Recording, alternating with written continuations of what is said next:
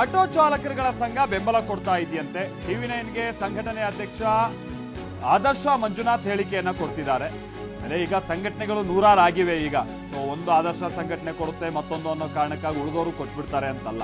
ಅದರಲ್ಲೂ ನಾನು ಹೇಳ್ದಂಗೆ 13ನೇ ತಾರೀಕು ಇರುವಂಥದ್ದು. ಈಗ ಆಗಸ್ಟ್ 9ನೇ ತಾರೀಕಿನಂದು ನೋಡಿ, ಅವತ್ತು ಎಲ್ಲ ಚಾಲಕ ಸಂಘಟನೆಗಳ ಸಭೆ ಕರೀತಾರಂತೆ. ಆ ಸಭೆಯಲ್ಲಿ ಬಂದ್ಗೆ ಬೆಂಬಲದ ಬಗ್ಗೆ ಚರ್ಚೆ ಮಾಡ್ತೀವಿ ಅಂತ ಹೇಳಿದ್ದಾರೆ. ನಾನು ಮೊದಲೇ ಹೇಳಿದಾಗ ಈಗ ಬಹಳಷ್ಟು ಸಂಘಟನೆಗಳಾಗಿವೆ. ಒಬ್ರು ಕೊಟ್ರೆ ಮತ್ತೊಬ್ರು ಕೊಡ್ತಾರೆ ಅನ್ನುವಂಥದ್ದಿಲ್ಲ. ಅವರೆಲ್ಲ ಒಂದು ಸಮನ್ವಯತೆಗೆ ಬರ್ತಾರಾ ಅದನ್ನ ನೋಡ್ಬೇಕು. ಏನು ಕನ್ನಡ ಪರ ಸಂಘಟನೆಗಳು 13ನೇ ತಾರೀಕು ಬಂದ್ಗೆ ಕರೆ ಕೊಟ್ಟಿದ್ದಾರೆ.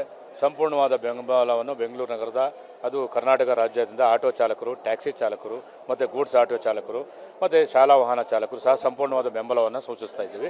ಕಾರಣ ನಾಡು ನುಡಿ ಜಲ ವಿಚಾರ ಬಂದಾಗ ಯಾವತ್ತೂ ನಮ್ಮ ಚಾಲಕ ವರ್ಗಗಳು ಮುಂದೆ ಇರ್ತಾರೆ. ಜೊತೆಗೆ ನಮ್ಮ ಆಟೋ ಚಾಲಕರು, ಟ್ಯಾಕ್ಸಿ ಚಾಲಕರು ಇರ್ಬೋದು ರೈತಾಪಿ ಕುಟುಂಬಗಳಿಂದ ಬಂದಂಥವರು.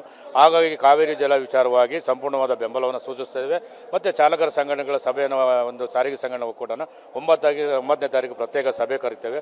ಯಾಕಂದರೆ ಈಗ ಚಾಲಕರಿಗೆ ಅವರಿಗೆ ಮುಟ್ಟಿಸೋ ಮುಖಾಂತರ ವಾಟ್ಸಪ್ಪು, ಫೇಸ್ಬುಕ್ಕು, ಕರಪತ್ರಗಳ ಮುಖಾಂತರ ಮತ್ತು ಪೋಸ್ಟರ್ಗಳು ಹಂಚೋಳ ಮುಖಾಂತರ ಮತ್ತು ರ್ಯಾಲಿಯಲ್ಲಿ ಯಾವ ರೀತಿ ಭಾಗವಹಿಸಬೇಕು, ಬಂದ್ಗೆ ಯಾವ ರೀತಿ ಸಿದ್ಧತೆ ಮಾಡ್ಕೊಳ್ಳೋ ವಿಚಾರ 9ನೇ ತಾರೀಕು ಸಭೆಯನ್ನು ಕರಿತಾ ಇದ್ದೀವಿ. ಈಗ ಆಲ್ರೆಡಿ ನಾವು ಬೆಂಗಳೂರು ನಗರದ ಮೇಜರ್ ಆದರ್ಶ ಆಟೋ ಯೂನಿಯನು ಮತ್ತು ಆಟೋ ರಿಕ್ಷಾ ಡ್ರೈವರ್ಸ್ ಯೂನಿಯನು ಮತ್ತು ಪೀಸ್ ಆಟೋ ಡ್ರೈವರ್ಸ್ ಯೂನಿಯನು ಮತ್ತು ನೊಂದ ಚಾಲಕ ವೇದಿಕೆ, ಸೊ ಶಾಲಾ ವಾಹನಗಳ ಜೊತೆ ನಾವು ಚರ್ಚೆನೆ ಮಾಡಿದ್ದೇನೆ. ಹಾಗಾಗಿ ನಮ್ಮದು ನೀವು ಬೆಂಬಲವನ್ನು ಸೂಚಿಸಿ ನಾವು ಯಾವ ರೀತಿ ಮಾರ್ಗಸೂಚಿ ಮಾಡಿಕೊಂಡು 9ನೇ ತಾರೀಕು ಸಭೆ ಮಾಡೋಣ.